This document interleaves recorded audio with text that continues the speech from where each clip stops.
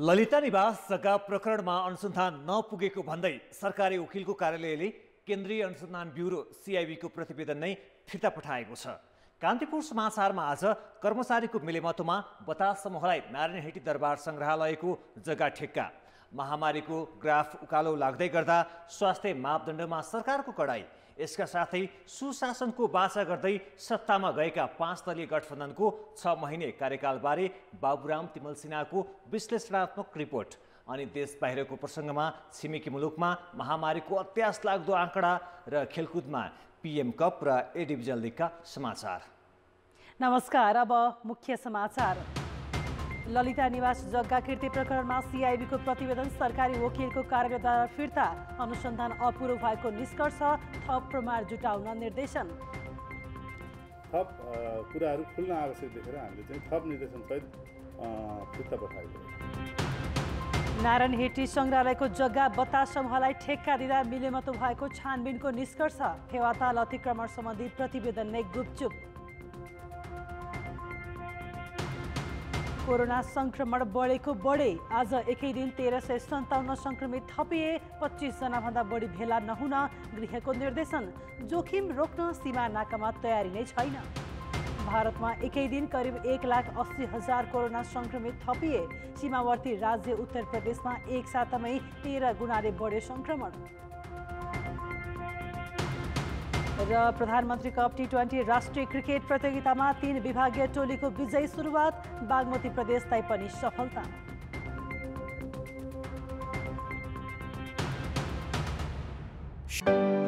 निसन्तानपन सम्बन्धी सबै उपचार hope fertility and diagnostic centre, Babarmahal, Kathmandu.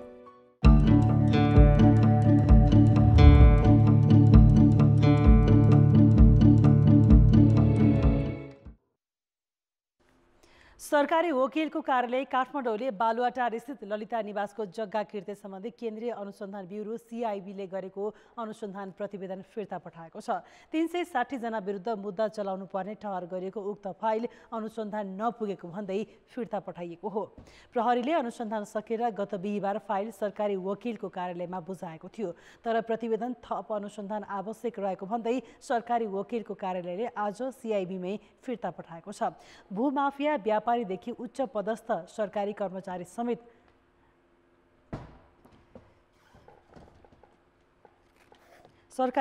समेत जोडिएको मुद्दामा किर्ती कागजात सम्बन्धी अनुसन्धान गरिएको मुद्दामा थप प्रमाण जुटाउन जरुरी रहेकाले फिर्ता पठाइएको हो। हामीले चाहिँ अब सबै प्रमाणहरू हामीले राम्रोसँग परिपक्व बनाएर पठाउनुपर्छ। अदालतमा पुगेपछि अदालतले प्रमाण बुझ्दैन, थप प्रमाण बुझ्दैन र अदालतमा गएपछि हामीले चाहिँ अहिले अनुसन्धानमा सङ्कलन गरेको प्रमाणहरूको माथि क्वेसनहरू हुन्छ, कानुन बमोजिम प्रमाण कानुनको सिद्धान्त अनुसार क्वेसनहरू हुन्छ र त्यसले गर्दा ती कुराहरू समेतलाई विचार गर्दाखेरि भोलि हामी अदालतमा जवाफ दिनको लागि चाहिँ थप कुराहरू खुल्न आवश्यक देखेर हामीले चाहिँ थप निर्देशन सहित फिर्ता पठाएको हो। सरकारी लिखत सम्बन्धी कसुरमा CIB ले 360 जना विरुद्ध 7 वर्ष कैद र 13 अर्ब 76 करोड रुपियाँ भन्दा बढी बिगो माग दाबी गरेको छ। सरकारी वकिलको कार्यालयले प्रतिवेदनबारे महान्यायाधिवक्ता कार्यालयसँग परामर्श गरेको थियो। परामर्शपछि महान्यायाधिवक्ता खम बहादुर खातीको निर्देशनमा सरकारी वकिलको कार्यालय काठमाडौँले थप अनुसन्धान गरी प्रतिवेदन पेश गर्न भनेको छ। मुद्दा साबिक मुलुकी ऐनको कृत्य सम्बन्धी कसुरमा हदम्याद नभएका कारण थप अनुसन्धान गरेर बुझाउनका लागि भने कुनै बाधा पर्ने छैन। मुलुकी अपराध संहिताको लिखत सम्बन्धी कसुरमा 2 वर्षको हदम्याद छ, तर यो मुद्दामा यो आकर्षित हुने छैन। CIB ले 2 वर्ष लामो अनुसन्धान र 1 वर्ष छानबिन गरी तयार पारेको प्रतिवेदनमा ललिता निवासको करिब 143 रोपनी जग्गा, भूमाफिया, कर्मचारी, तत्कालीन भोगाधिकारी र व्यापारीको मिलेमतोमा हडपिएको निष्कर्ष निकालेको छ। CIB ले विभिन्न मितिमा निर्णयबाट भएको हिनामिनाबाट 5 पूर्व सचिवहरूलाई सहित प्रतिवादी बनाएको छ। अब जनमतको अन्तिम परिणाम। जनमतमा हिजो हाम्रो प्रश्न थियो, अनुत्पादक क्षेत्रमा लगानी र धार्मिक गतिविधि धार्मिक पूर्वाधार निर्माणमा प्रदेश सरकारको होडबाजीलाई के भन्नुहुन्छ? ए दृष्टिकोणको अभाव, बी भोटको राजनीति र सी नागरिकको खबरदारी पुगेन। जनमतको अन्तिम परिणाम यस्तो छ: ए दृष्टिकोणको अभावमा 35%, बी भोटको राजनीतिमा 51% र सी नागरिकको खबरदारी पुगेनमा 14% मत प्राप्त भएको छ। अब आजको प्रश्न। जनमत निसन्तानपन सम्बन्धी सबै उपचार hope fertility and diagnostic centre, Babarmahal, Kathmandu. Lalita Niwas जग्गा प्रकरणमा प्रहरीले गरेको अनुसन्धान प्रतिवेदन सरकारी वकिलको कार्यालयले किन फर्काइदिएको होला? ए दबावको प्रभाव, बी अनुसन्धान अपुरो भएर र सी अभियुक्त जोगाउने नियत। जनमतको अन्तिम परिणाम भोलि साँझ 8 बजेको कान्तिपुर समाचारमा प्रसारण गर्नेछौँ। कृपया NEWS न्युज स्पेस AB वा सी टाइप गरी 34001 मा SMS गरी आफ्नो मत व्यक्त गर्नुहोला। नारायणहिटी दरबार सङ्ग्रहालय परिसरमा क्यान्टिन सञ्चालनको लागि गरिएको ठेक्का प्रक्रियामा कर्मचारी र बतास समूहको मिलेमतो देखिएको छानबिन प्रतिवेदन सार्वजनिक गरिएको छ। अनुमति पाएको भन्दा जग्गामा स्वीकृति नलिई नयाँ संरचना बनाएको ठहर गर्दै छानबिन समितिले निर्माण रोक्न र कारबाही गर्न सिफारिस गरेको छ। पर्यटन मन्त्रालयका सहसचिव होमप्रसाद नुइटेल संयोजक रहेको समितिले आज पर्यटन मन्त्री प्रेम बहादुर आलेलाई बुझाएको प्रतिवेदनमा क्याफेले प्रयोग गर्न पाउने क्षेत्रफल र स्थानको स्पष्ट सीमाङ्कन पनि नभएको ठहर गरिएको छ। बतास समूहले आधिकारिक निकायबाट नक्सा पास र निर्माण स्वीकृति नलिई करिब 14 रोपनी क्षेत्रफलमा नयाँ संरचना थपेको प्रतिवेदनमा उल्लेख छ। प्रतिवेदन बुझ्दै मन्त्री आलेले दोषीमाथि छानबिन गरी कारबाही गर्न अख्तियारको समेत ध्यानाकर्षण गराए। बिना इजाजत यसरी चाहिँ 14 रोपनीमा भौतिक संरचना निर्माण गरेर के गर्न खोज्नु भएको छ उहाँले? तर यसको सुरक्षा गर्ने नारायणहिटी राजदरबार अन्तर्गत विकास समितिका कार्यकारी निर्देशक भेषनारायण दाहालजी उहाँले पनि हेर्नु पर्थ्यो, तर उहाँले त्यो निगरानी दिन सक्नु भएन, निगरानी राख्न सक्नु भएन। अनुसन्धान र आवश्यक कारबाहीको लागि अख्तियार दुरुपयोग अनुसन्धान आयोगको पनि ध्यान जानेछ भन्ने मैले विश्वास लिएको छु र साथै जसले यसमा कमी कमजोरी गरेका छन् ती सबैलाई कडाभन्दा कडा कारबाही गर्नको लागि हामी अगाडि बढ्नेछौँ भन्ने कुरा म तपाईँ सबैको माझमा राख्न चाहन्छु। सार्वजनिक खरिद ऐन विपरीत एउटै परिवारका सदस्यहरू रहेका कम्पनीलाई नाम मात्रको प्रतिस्पर्धा गराई कम कबुल गरेको पनि छानबिन समितिको निष्कर्ष छ। समितिले बी म्यानेजमेन्टसँग सम्झौता गर्दा नारायणहिटी सङ्ग्रहालय विकास समितिका कार्यकारी निर्देशकले समेत अधिकार मिचेर काम गरेको ठहर गरेको छ। समितिको कार्यकारी निर्देशक भेषनारायण दाहाल छन्। फेवाताल पोखराको प्रमुख आकर्षक गन्तव्य मात्रै होइन, महत्त्वपूर्ण सम्पदा पनि हो। तर बारम्बारका अध्ययनले समेत ताल अतिक्रमण भइरहेको पुष्टि गर्दै रोक्न सुझाव दिए पनि संरक्षणमा सरकारलाई वास्तै छैन। स्वयं पोखरा महानगरले समेत फेवा जोगाउन चासो दिएन। फेवातालको वास्तविक क्षेत्रफल तय गर्न 13वटा अध्ययन भइसकेका छन्। सन् 1926 मा ब्रिटिस सर्वे इन्डियाले गरेको अध्ययन प्रतिवेदनमा 3.46 वर्ग किलोमिटर देखिएको फेवातालको क्षेत्रफल त्यसपछिका अध्ययनमा कहिले वात्तै घट्ने र बढ्ने गरेको छ। विक्रम सम्मत 2018 मा नेपाल भारत सहयोग मिसनको रिपोर्टले सबैभन्दा बढी 10.35 वर्ग किलोमिटरसम्म देखाएको तथ्याङ्क छ। सर्वोच्च अदालतले 2075 वैशाखमा 6.5 वर्ग किलोमिटरको प्रतिवेदनलाई आधार मानेर 6 महिनाभित्र तालको 4 किल्ला कायम गर्न परमादेश नै जारी गर्यो। तर पोखरा महानगरपालिकाले फेरि 2077 सालमा फेवातालको क्षेत्रफल 5.8 वर्ग किलोमिटर तय गर्यो। त्यसपछि बनेको समितिले गत भदौ 28 गते तालको वास्तविक क्षेत्रफल र गुरु योजना सहितको प्रतिवेदन तिनै तहका सरकारलाई बुझायो, तर अहिलेसम्म सरकारले प्रतिवेदन नै सार्वजनिक गरेको छैन। वास्तविक फेवाताल यति हो, यो जग्गा यस्तो छ, यसरी बनाउन सकिन्छ भन्ने भइसकेपछि अब यो नबनाउनु भनेको यो बनाउन खोज्नु होइन। सरकार चाहिँ यो फेवातालप्रति उदासीन छ भन्ने कुरो यदि गरेन भने उदासीन छ भनेर यहाँका जनताले जाने। त्यसो त फेवाताल संरक्षणका लागि अतिक्रमण घटाउने सफाई गर्ने कामै नभएका होइनन्, तर राजनीतिक पहुँच र बलमिच्याइले बनाइएका संरचना जस्ताको तस्तै छन्। ठुला नेताहरूलाई ल्याउने त्यो प्रतिवेदनभित्र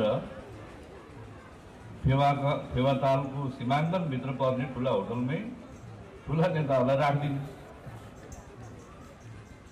तर नेताहरूलाई भाँड गर्न लाउने। महानगरले नै फेवातालको 65 मिटरभित्र कुनै संरचना बनाउन नपाउने मापदण्ड उल्लङ्घन गरेको छ।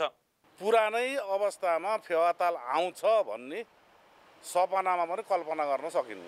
सीमाङ्कन समितिले तालको पश्चिमपट्टि कृत्रिम अर्को ताल बनाउने, वर्षेनी खोलाको बाढीले पुरिएको 2600 रोपनी क्षेत्रफलको माटो व्यवस्थापन गर्ने र ताल छेउमा सहरी योजना सहितको 20 वर्षे गुरी योजना प्रस्ताव गरेको छ। के यो कार्यान्वयन होला? समितिले सिफारिस गरेको छ। ती विषयहरू कसरी कार्यान्वयन गर्न सकिन्छ भन्ने विषयमा अध्ययन गरेर एउटा कार्ययोजना बनाउँदैछौँ। हामी कार्ययोजना मन्त्री परिषदमा पेश गर्छौँ र मन्त्री परिषदले निर्णय गर्छ। एकातिर सरकारले फेवातालको वास्तविक क्षेत्रफल 5.726 कायम गरी राजपत्रमा प्रकाशित गरिसकेको छ, जुन सर्वोच्चको परमादेश विपरीत हो। अब फेवाताल माथिको राजनीति रोकिएर संरक्षणले गति लेला कि फेरि चुनावी नारा बन्ला, यसै भन्न सकिन्न। कान्तिपुर समाचारका लागि सहकर्मी इन्द्र पौडेलका साथ ऋषिकान्त पौडेल, पोखरा।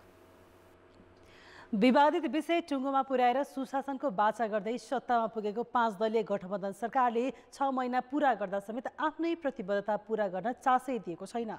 संसद खुलाउने विषय त अलपत्र छ नै। अमेरिकी सहायता परियोजना MCC र नेपाल भारत सीमा विवादका समस्या थप जटिल बन्दै गएका छन्। पुस 28 गतेको लागि बोलाइएको संसद बैठक सोमबार तेस्रो पटक स्थगित भएर माघ 3 गतेसम्मका लागि सरेको छ। त्यसो त साउनदेखि सुरु भएको संसद त्यस यता सधैँ अवरुद्ध छ। असार 29मा नेपाली काङ्ग्रेसका सभापति शेरबहादुर देउवाको नेतृत्वमा सरकार बनेपछि संसदबाट विनियोजन विधेयक बाहेक अरू कुनै कानुन पास हुन सकेको छैन। एमालेलाई सहमतिमा ल्याएर संसद सुचारू गर्न सत्ता गठबन्धनमा आबद्ध दलहरू सफल हुन सकेका छैनन्।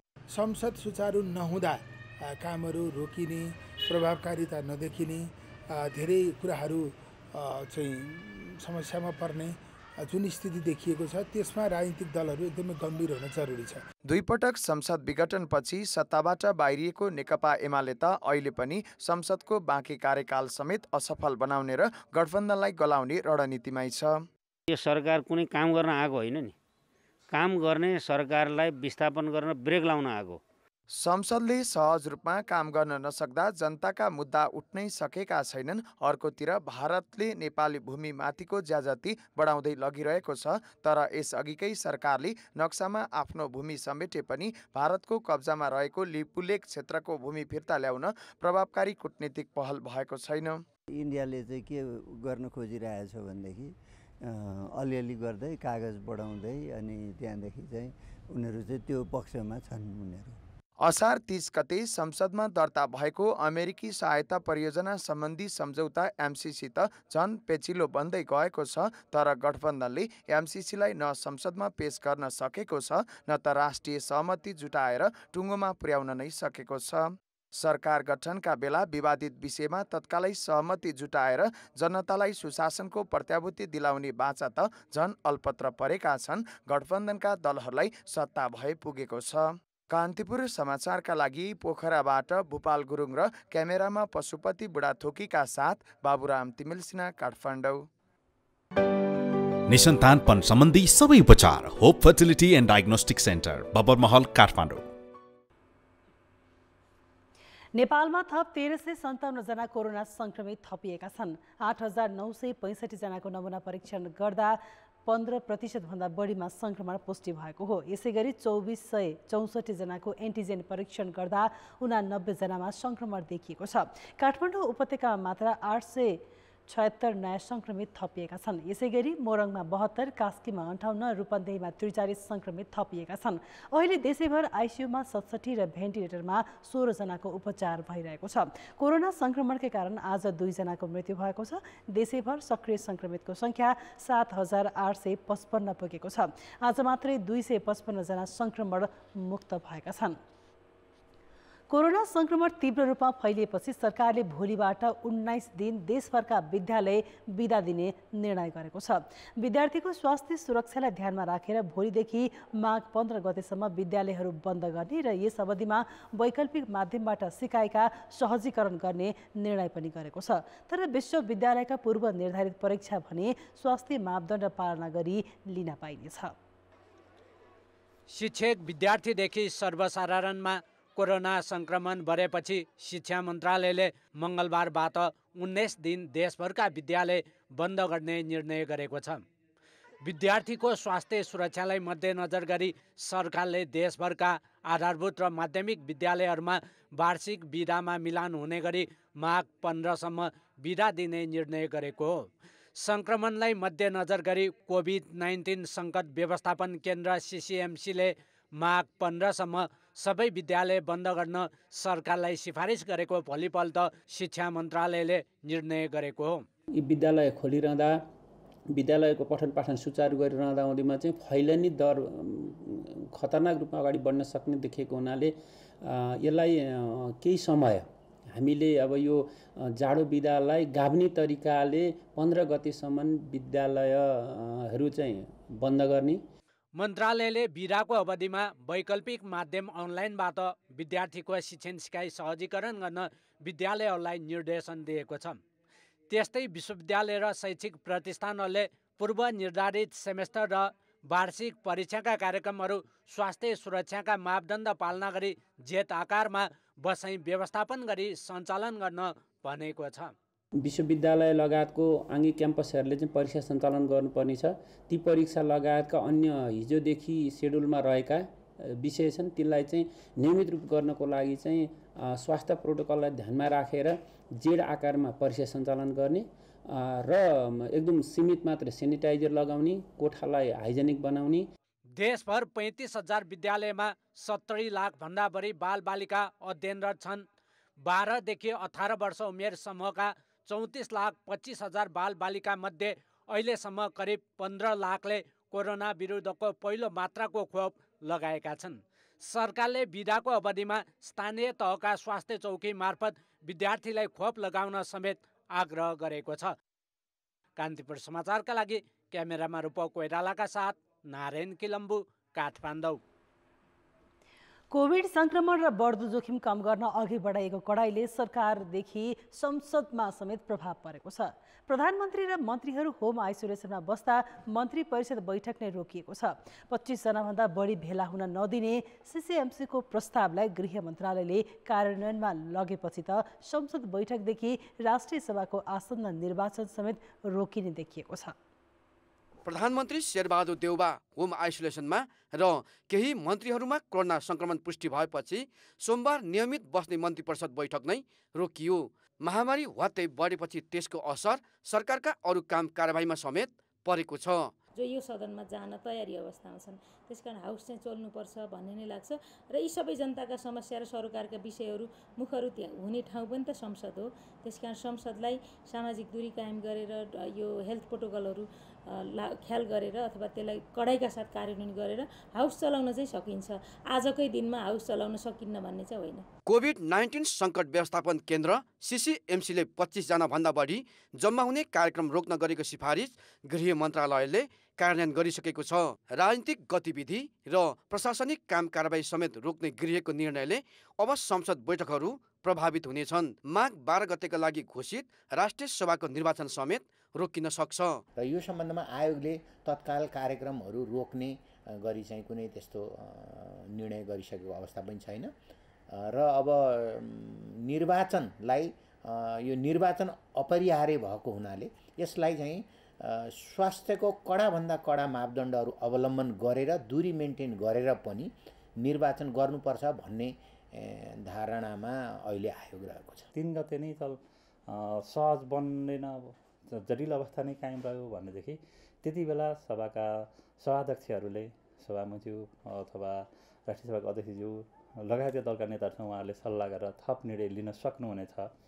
एकातिर भनेदेखि हामीले परिस्थितिलाई आकलन गर्छौँ। हालै महाधिवेशन गरेका मुख्य दलहरूले निर्वाचन लक्षित कार्यक्रम लिएर गाउँ जाने तयारीमा छन्। केही दलको अहिले पनि जिल्ला स्तरमा अधिवेशन चलिरहेको छ। बढ्दो कोरोना जोखिमले दलहरूका भेला, सम्मेलन र बैठकहरू समेत प्रभावित हुने देखिन्छ। दलीय स्वार्थले संसद प्रभावकारी हुन सकेको छैन। संसद बैठक तथा अन्य राजनीतिक गतिविधि रोकिँदैमा तत्काल सरकारलाई खासै फरक त पर्दैन। तर कोभिड संक्रमण, सीसीएमसीको सिफारिस कार्यान्वयन, सरकारको कार्यशैली झन सुस्त हुन र संसद अधिवेशन अन्त्य गर्ने बहाना बन्न सक्छ। कान्तिपुर समाचारका लागि क्यामेरामा रूपक कोइराला र विनोद कोजुका साथ दीपक आचार्य र दशरथ राई, काठमाडौँ।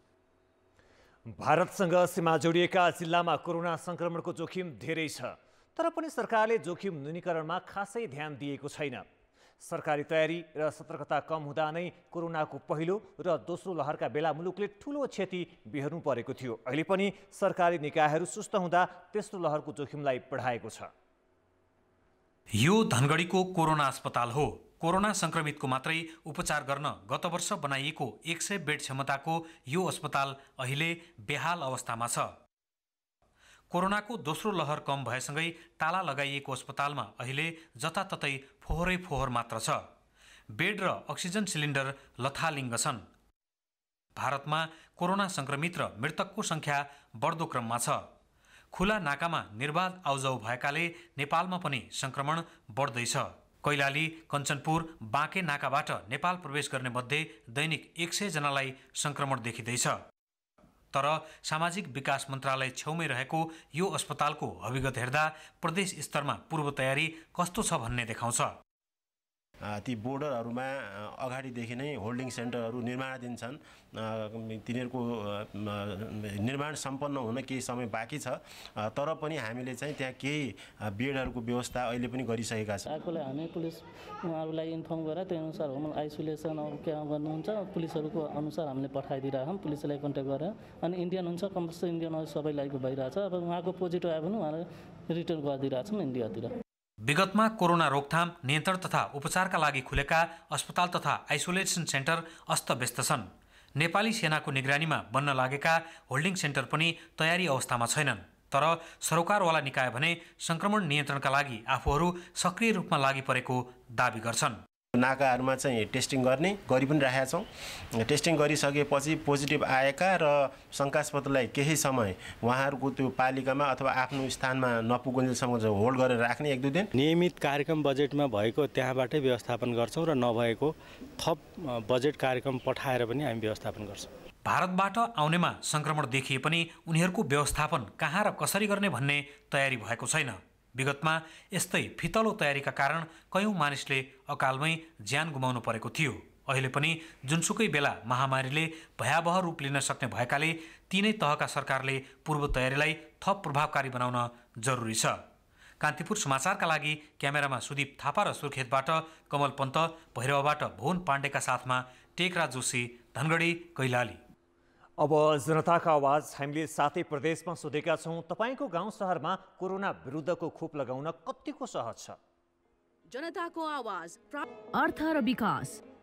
बजारमा महँगी बढ्न थालेपछि नेपाल राष्ट्र बैंकले उत्पादनको लागत घटाउन पुनर्कर्जा तथा सहुलियतपूर्ण कर्जालाई प्राथमिकता दिन थालेको छ। राष्ट्र बैंकले यो वर्षका लागि 6.5% को सीमामा महँगीलाई नियन्त्रण गर्ने लक्ष्य राखेको छ। कार्तिकसम्ममा यस्तो मुद्रास्फीति 5.32% देखिन्छ। अर्थात् अहिलेसम्म यस्तो मूल्यवृद्धि सीमाभित्रै छ। समग्रमा मूल्यवृद्धि सीमाभित्रै देखिए पनि घिउ तथा तेल 29.11%, यातायात 10.91% र माछा तथा मासु 10.70% बढेको छ। तर मरमसला, रेस्टुरेन्ट लगायतका सेवाको मूल्यमा गिरावट आएकाले समग्रमा मूल्यवृद्धिलाई सीमाभित्र राख्न केही हदसम्म सहयोग पुगेको हो। त्यसकारणले हामीले यी सहुलियतपूर्ण कर्जा, यी रिफाइनान्स फेसिलिटी जुन उपलब्ध गराएका छौँ ब्याङ्क वित्तीय संस्थाहरूलाई, यसको उद्देश्य पनि अननेसेसरीली इन्फ्लेसन हाइक नहोस् हैन, र यो चाहिँ उद्योगी व्यवसायीहरूले उत्पादन रोजगारीमा जोड्नुहुन्छ भन्ने उद्देश्यका साथ यी औजारहरू प्रयोग भएको छ। ब्याज दर बढाएर उपभोगमा कमी ल्याउने पनि एउटा उपाय हुन्छ, तर महँगी नियन्त्रणका लागि राष्ट्र बैंक तत्काल ब्याज बढाउने सोच बनाएको छैन। उपभोगमा कमी ल्याउने भन्दा पनि उत्पादनको लागत नै कम गर्ने उद्देश्यका साथ राष्ट्र बैंकले 92 अर्बको पुनर्कर्जा स्वीकृत गरेको छ। सहुलियतपूर्ण कर्जा लक्षित वर्गमै पुर्याउने योजना पनि राष्ट्र बैंकको छ। प्रदेश नम्बर 2 का 8 जिल्लामा गरिबीको अवस्था कहाली लाग्दो छ। उचित शिक्षा, स्वास्थ्य उपचार र रोजगारीको अभावमा हातमुख जोड्ने समस्याबाट ग्रसित दलितलाई राजनैतिक दलहरूले सधैँ भोट बैंकको रूपमा मात्रै प्रयोग गरे। उनीहरूको जीवनस्तर उकास्ने कार्यक्रम प्रदेश 2 सरकारले ल्याएको छैन। प्रदेश 2 मा सार्वजनिक र ऐलानी जग्गामा ससाना छाप्रो बनाएर बस्दै आएका विपन्न दलितहरूलाई दैनिक ज्याला मजदुरी नगरे मुखमा मार लाग्दैन। रोजगारी, शिक्षा, स्वास्थ्य उपचारका समेत अभाव रहेका उनीहरूको जीवनस्तर उकास्न 1.5 वर्ष अघि प्रदेश सरकारले दलित सशक्तिकरण कानुन बनाए पनि अहिलेसम्म कार्यान्वयन भएको छैन। प्रदेश 2 को 54 लाख जनसङ्ख्या मध्ये आर्थिक रूपमा शोषित, सामाजिक रूपमा बहिष्कृत र शैक्षिक रूपमा पछि पारिएका 18% दलितको अवस्था उस्तै छ। अहिले पनि झुपडीमै दलित समुदायहरू बसिरहेको अवस्था छ। उनीहरूको आर्थिक अवस्था एकदम कमजोर छ। उनीहरू अहिले पनि शिक्षित छैन। उनीहरू अहिले पनि बेरोजगारीको समस्यामा छ। दलितहरूलाई हातमुख जोड्न सहजताका लागि रासन कार्ड वितरण, उच्च शिक्षामा पहुँच बढाउन छात्रवृत्ति र विभेद अन्त्य गरी सम्मानजनक जीवनयापनका लागि स्थानीय तह स्तरमै समिति गठन गर्ने भनिए पनि अहिलेसम्म कागजमै सीमित छ। तर प्रदेश 2 का मुख्यमन्त्री लगायतका नेताहरू दलित सशक्तिकरणको राफ अलाप्न छाडेका छैनन्। ये आपकी जनसंख्या 18% प्रदेश में है और ये आपकी जनसंख्या के आधार पर आपके राज्य के विभिन्न तह तबका निकाय में प्रतिनिधित्व के लिए आपके लिए आरक्षण के व्यवस्था ये किया है। समाज के सबसे पीछे पड़े हुए, सबसे पिछड़े वर्ग हैं, जाति हैं, उन्हें ऊपर उठाना भी मधेश आंदोलन का मकसद रहा है। जब तक हम उसे ऊपर नहीं उठाएंगे यह लक्ष्य तब तक पूरा होने वाला नहीं है। निर्वाचनका बेला भोटका लागि सबै पार्टीका नेता कार्यकर्ताको केन्द्रबिन्दुमा दलित र गरिब नै हुन्छ। तर प्रदेश सभामा 104 मध्ये 7 जना दलित सांसदको प्रतिनिधित्व रहे पनि 1 जना पनि कार्यकारी पदमा छैनन्। 7वटा दलित छ, 7को दलित 7वटा पार्टीमा विभाजन छ। एक ठाउँमा त छैन, तर हरेक पार्टीमा समस्या हुन्छ। भोटका बेला विभिन्न आश्वासन र प्रतिबद्धता जनाउँदै आए पनि प्रदेश 2 सरकारले दलित आयोग बाहेक कुनै पनि आयोगमा दलितलाई सदस्यमा समेत राखेको छैन। कान्तिपुर समाचारका लागि सहकर्मी अमरकान्त ठाकुरका साथ अनिल मिश्र, जनकपुरधाम, धनुषा। खेलकुद समाचार। कान्तिपुर खेलकुद समाचारमा स्वागत छ। साबिक विजेता त्रिभुवन आर्मी क्लबले प्रधानमन्त्री कप T20 राष्ट्रिय क्रिकेट प्रतियोगितामा विजयी सुरुवात गरेको छ। आज भएको खेलमा आर्मीले कर्णाली प्रदेशलाई 63 रनले पराजित गर्यो। टियु मैदानमा टस हारेर ब्याटिङ गरेको 10 खेलाडीमा सीमित आर्मीले 19 ओभर 1 बलमा अल आउट हुँदै 116 रनको यो फल बनाएको थियो। ओपनर सोपाल कामीले 9 र हरि चौहानले 20 रन जोडे। रोहित पौडेल 10 र कप्तान विनोद भण्डारी 29 रनमा आउट भए। सोनु तामा क्रिजमा नआई रिटायर्ड हट भएका थिए। उनी खराब स्वास्थ्यका कारण खेलमा उपस्थित नभएको कप्तान विनोद भण्डारीले बताए। उनी नखेलेपछि आर्मीले फिल्डिङमा पनि 10 खेलाडी खेलाएको थियो। प्रकाश जैसीले 3 र अनुज तुनाराले 2 विकेट लिएपछि आर्मी सामान्य रनमा रोकिएको थियो। जवाफमा कर्णालीले 14 ओभरमा 53 रनमा अल आउट भयो। बोलिङमा उत्कृष्ट प्रदर्शन गरे पनि कर्णाली ब्याटिङमा पनि फितलो देखियो। रविन्द्र साईले 15 र अर्जुन घरतीले 16 रन जोडे। बाहेक अन्य कुनै खेलाडीले दोहोरो अङ्क छुन सकेनन्। जितेन्द्र मुखियाले 4 विकेट लिए। सुसन भारी र साहब आलमले 2 विकेट लिए। विक्रम र सोमपाल कामीको नाममा 1 विकेट रह्यो। क्रिकेट मैदानमै भएको दोस्रो खेलमा विभागीय टिम एपीएफले प्रदेश 2 लाई 24 रनले पराजित गर्दै विजयी सुरुवात गरेको छ। यसैगरी प्रधानमन्त्री कप T20 राष्ट्रिय क्रिकेट प्रतियोगितामा नेपाल पुलिस क्लबले सुदूरपश्चिम प्रदेशमाथि 2 रनको रोमाञ्चक जित हात पारेको छ। मुलपानी क्रिकेट मैदानमा टस हारेर ब्याटिङ गरेको पुलिसले पुरै ओभर खेल्दै 8 विकेट गुमाएर 93 रन मात्र बनाउन सक्यो। सुदूरपश्चिमको कसिलो बलिङ सामु पुलिसका ब्याट्सम्यानले खुलेर खेल्न सकेनन्। उसले 58 रनमा 3 विकेट गुमाएको थियो। पवन सराफ 20, दिपेन्द्र सिंह ऐरी 7 र अनिल शाह 5 रनमा पेभिलियन फर्किए। थप 35 रन जोड्दा पुलिसले 5 विकेट गुमायो। कुशल भुर्तेल 21, दिलीप नाथ 1, आरिफ शेख 10 र करण केसी 2 रनमा मैदान बाहिरिँदा कप्तान मन्जित श्रेष्ठले 2 रन जोडे। आदित्य महता र नारायण जैसीले 3-3 तथा शेरमल्लले 2 विकेट लिए। सामान्य लक्ष्य प्रस्तुत गरे पनि पुलिसका बलरले शानदार प्रदर्शन गर्दै सुदूरपश्चिमलाई 20 ओभरमा 9 विकेटको क्षतिमा 91 रनमा रोक्न सफल भए। गजेन्द्र बोहराले 27 र खडक बोहराले 13 रन बनाए। सुदूरलाई अन्तिम 2 ओभरमा जितका लागि 9 रन र पुलिसलाई 2 विकेट आवश्यक थियो।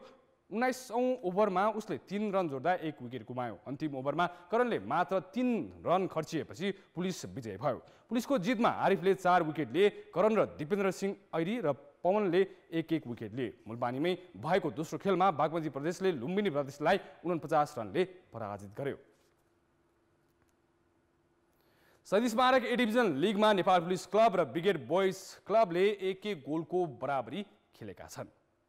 दशरथ रङ्गशालामा भएको खेलमा ब्रिगेड बोइजले सुरुवाती अग्रता जोगाउन नसक्दा खेल बराबरीमा टुङ्गिएको हो। खेलको दोस्रो मिनेटमा शिशिर लेखीको प्रहार पुलिसका गोलरक्षक शत्रुघ्न चौधरीले पञ्च गर्दै बजाए पनि रिबाउन्डमा आएको बललाई रोशन आलेले गोल गर्दै ब्रिगेड बोइजलाई अग्रता दिलाएका थिए। तर तेस्रो मिनेटमा नै पुलिसले बराबरी गोल फर्कायो। बुद्ध तामाङले फ्री किक मार्फत गोल गरे। त्यसपछि दुवै टोलीले प्राप्त केही अवसर खेर फाल्दा खेल बराबरीमा सकियो। यो नतिजापछि 11औं स्थानमा यथावत पुलिसले 8 खेलमा 7 अङ्क बनाएको छ। 5 पटकको लिग च्याम्पियन पुलिस रेलिगेसन जोनभन्दा मात्र 2 अङ्क माथि छ। 12औं स्थानको ब्रिगेड बोइजको समान खेलबाट 6 अङ्क भएको छ।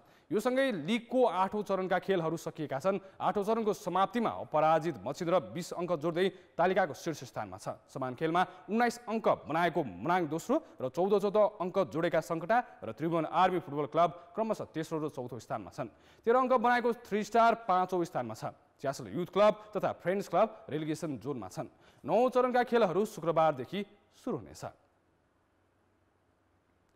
टाइगर कप महिला भलिबल च्याम्पियनसिपमा न्यू डायमन्डले विजयी सुरुवात गरेको छ। पोखरा रङ्गशालामा भएको खेलमा न्यू डायमन्डले त्रिभुवन आर्मी क्लबलाई 4 सेटमा हराएको हो। पहिलो र दोस्रो सेटमा उसले 25-17 र 25-22 को जित निकालेको थियो। तेस्रो सेटमा आर्मीले 25-13 को जित निकाल्दै खेलमा फर्किने सङ्केत गरेको थियो। चौथो सेट न्यू डायमन्डले 25-17 ले जित्दै प्रतियोगितामा सुखद सुरुवात गरेको हो। यस्तै विभागीय डर्बी अन्तर्गत एपीएफ क्लबले नेपाल पुलिसलाई पनि 4 सेटमा नै पराजित गर्यो। प्रतिस्पर्धात्मक बनेको पहिलो सेटमा एक समय नेपाल पुलिस 22-19 ले अघि रहेको थियो। एपीएफले उत्कृष्ट पुनरागमन गरी 26-24 ले जित्यो। दोस्रो सेटमा एपीएफले 25-18 ले जित्दा निकै रोमाञ्चक बनेको तेस्रो सेटमा पुलिसले 25-23 ले विजयी भयो। चौथो सेटमा एक समय 14-8 ले पछि परेको अवस्थामा कमब्याक गरी एपीएफले 25-23 ले जित्यो। यस्तै पुरुषतर्फ गण्डकी प्रदेशले विभागीय टिम एपीएफलाई 3-0 को सोझो सेटमा पराजित गर्दै विजयी सुरुवात गरेको छ।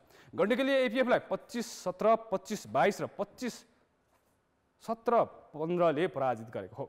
अर्को विभागीय टिम नेपाल पुलिसले भने हेल्प नेपाल विरुद्ध 3-2 को उत्कृष्ट पुनरागमन गरी जित दर्ता गर्यो। कान्तिपुर खेलको समाचार अहिले यति नै। अब मौसम सम्बन्धी जानकारी।